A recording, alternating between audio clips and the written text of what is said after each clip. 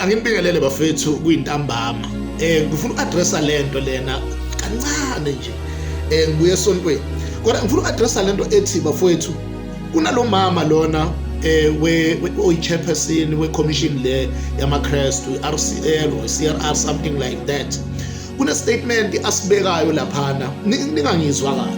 Kune statement asibekayo laphana esithi akekho umuntu ozwa uNkulunkulu. Uma ekhona umuntu onjalo, lo muntu loyo umthatha njengomuntu owuhlanya okufanele ayiswe ebhedlela zabantu abaphila ngengqondo.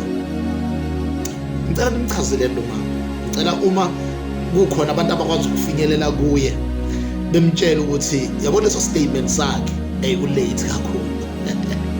Ayulate. Ulate ngendlela by the book. Ulate ngendlela engachazeki.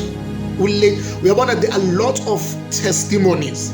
There might be others fake, but out of millions of testimonies of people who have literally heard from God, abeke bezwa uNkulunkulu ekhuluma nabo, out of millions of them, it cannot happen that all of them are fake. It cannot. I'm telling you, it cannot. So ngithi ulate kakhulu kuleso statement. Akazame esinye mhlawumbe istatement esinye sithanda ukuba ngconywana ukuze lento yakhe athi uzama ukuza nayo iphumelele. Njengabantwana bakaNkulunkulu siyayiqonda kahle into ukuthi ukhona umuntu ozwa uNkulunkulu. Mina nje myself, I do hear God. And ukulalela ukuzwa uNkulunkulu has got levels, different levels. Yabona?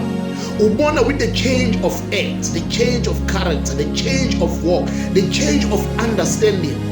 That something has been said to you in different forms. Indlela uNkulunkulu akhuluma ngayo akusindlela eyodwa yephimbo mhlambe kuphela.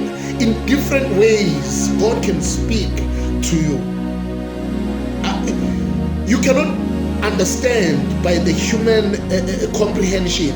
Yabona, your mind cannot comprehend into yokuzwa nokulalela uNkulunkulu.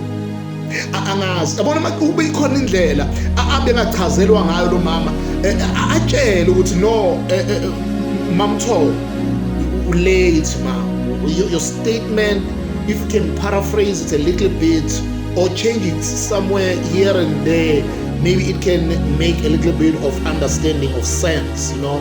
But at the moment, you are very late with that statement.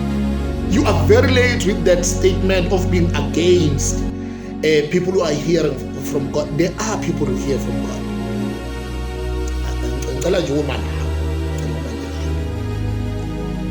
God bless you.